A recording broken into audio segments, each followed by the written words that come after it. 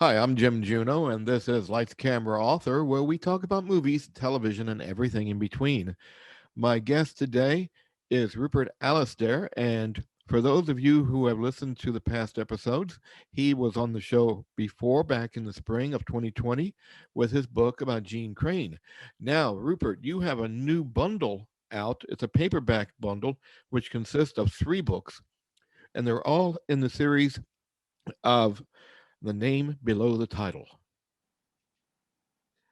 Yes, it's uh, I'm glad to be with you. Let me say that first of all. I always enjoy the time with you. Yeah, the name below the title. So it focuses on the supporting players in classic movies. Uh, Sometimes they're known as the unsung heroes of the movies, and but a lot of times they outshine the stars that were in the movies. That's right, they're character actors.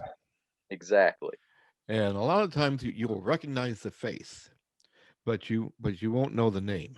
And exactly.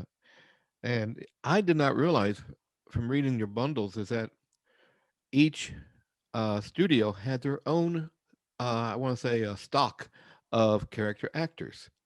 That's exactly right. That's what they even called them. Warner Brothers had their stock company. MGM had their stock company. Fox. They all during the golden age, they all had these people who they shone in their own corner of the world. You may recognize them. They walk down the street a certain way, or they tip their hat a certain way, or they say an expression a certain way. And a lot of the people were the same in most of the movies they were in, but they still added that something extra. Even though you knew what to expect from them, they played their part. That key role made all the difference in the world. Well, the first book. Hold on a second. Do we have everything okay? My, I think both of our dogs are making themselves known here. um, this is what. Oh, hush! You can get yours later on. That's it. What got me was the first one in your first book, Margaret Hamilton.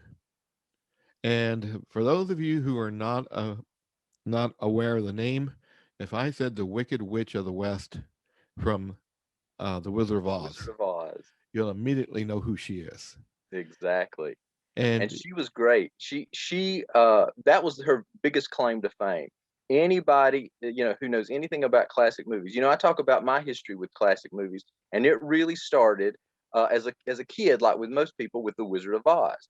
People didn't think of it as being a classic movie or even an old movie. Back in the 70s when I was a kid and I saw that, I didn't think, oh, this is some old movie. It was done in a way with the color and the fantasy element that you didn't think of it as being made 30 years before or 5 years before. It was just, it was a good movie that kids enjoyed, that parents enjoyed. And but that was her biggest claim to fame.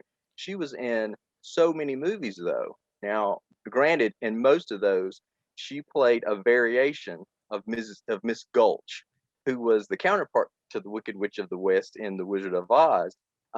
She was, an old busybody. She was, some would call her hatchet face, but she just played that part that, uptight and snippety. But she was still different, even though it was the same kind of character.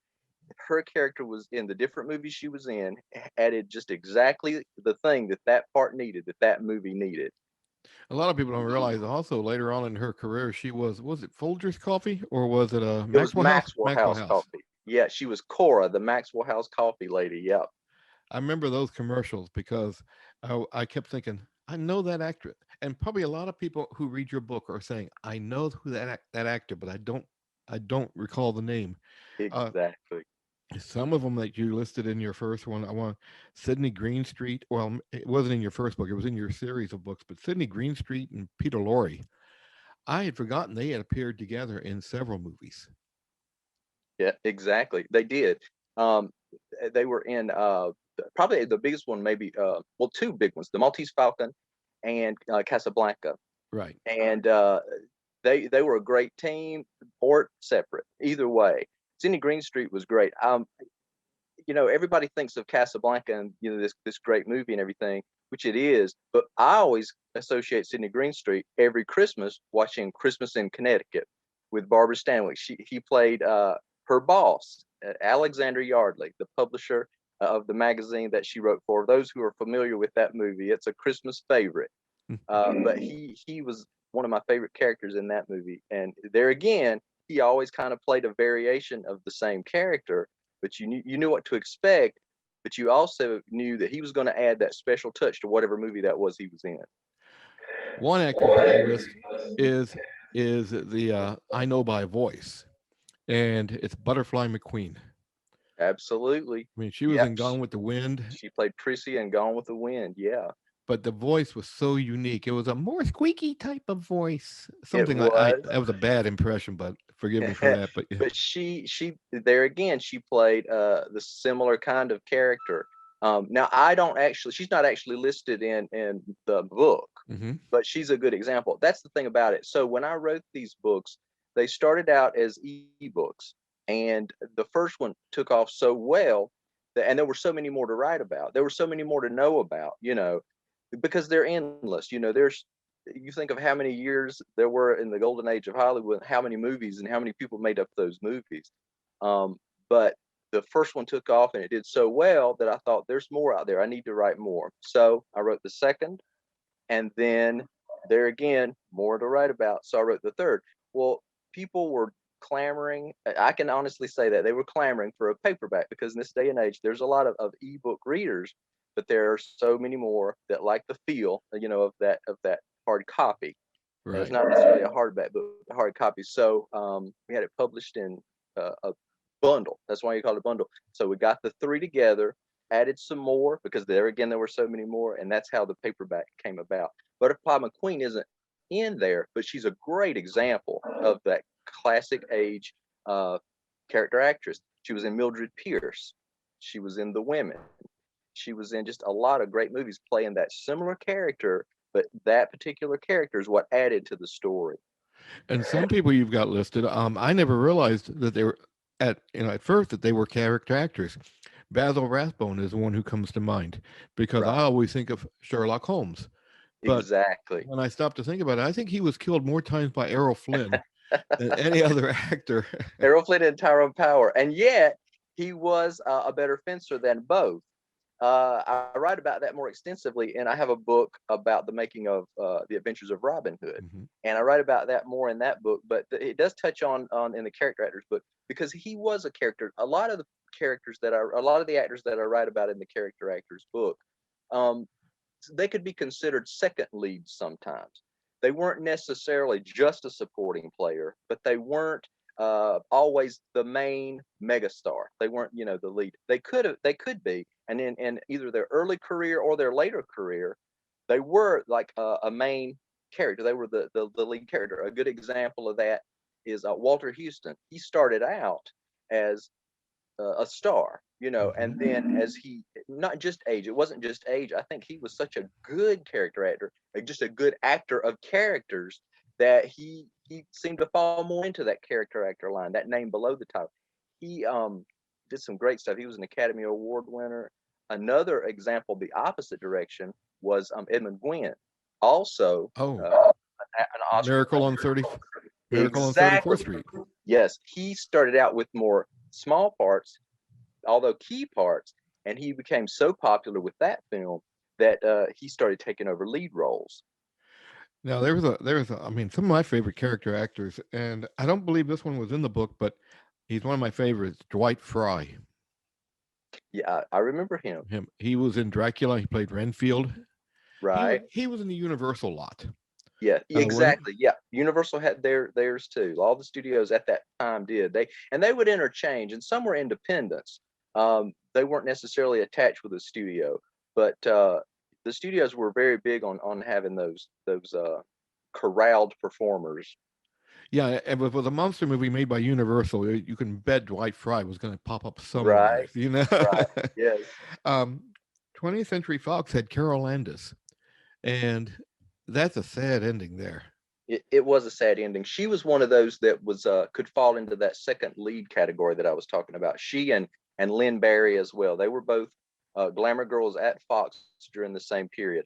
Carol Landis was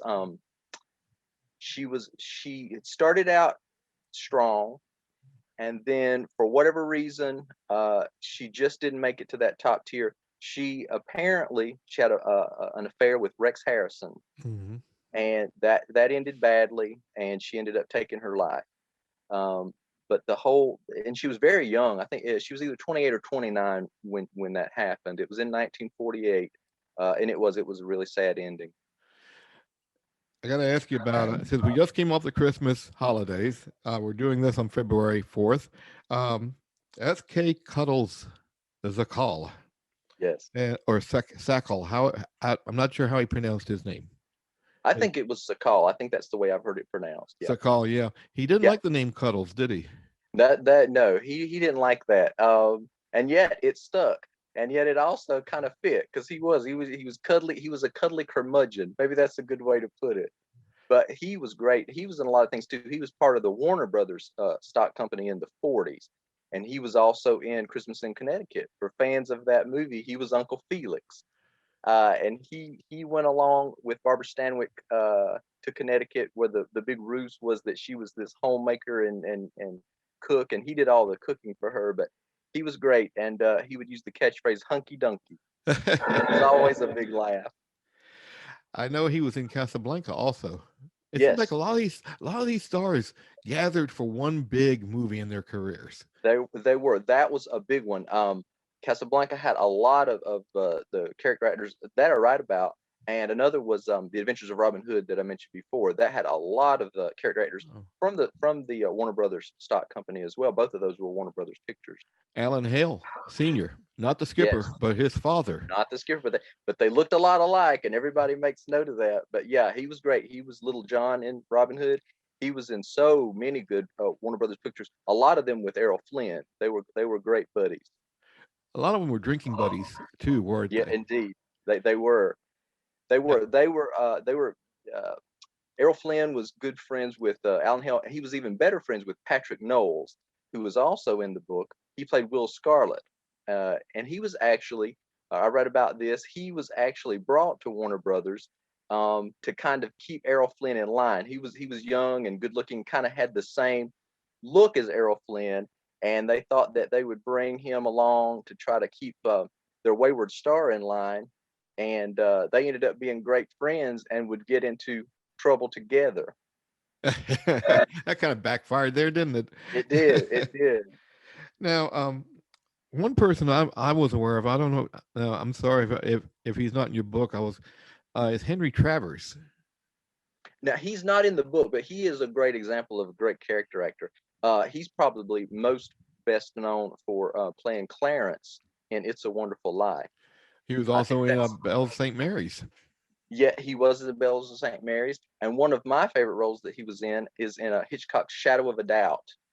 He That's and right. Hume Cronin were murder mystery buddies. They weren't really murder mysteries. They would try to devise the perfect murder in that particular movie. And it was kind of a comic angle for an uncomic theme.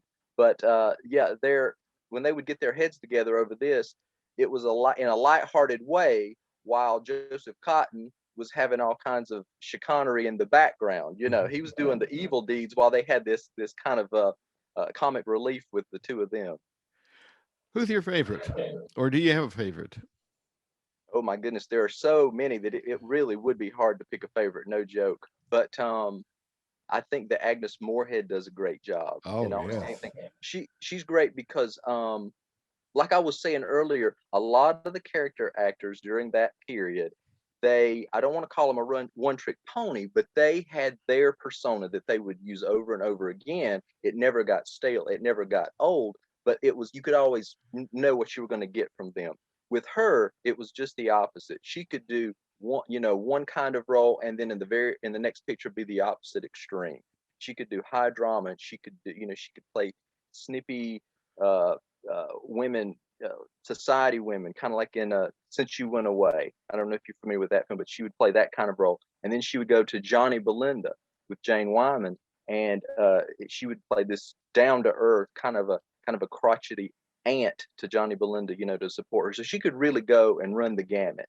Wasn't she also in The Conqueror with She was in The John Conqueror. Wayne? Yeah, she was one of those that was it was written about often that she, John Wayne, Susan Hayward, several people that were affiliated with that movie, and not just the stars or the actors, a Mhm. lot of the crew developed cancer because of where that was shot out, where all the nuclear testing had been done. I forgot the site right off the top of the head, but all that was done near where they were shooting that picture, and a lot of those personnel in that movie developed cancer later in life. And that's a shame. I know it.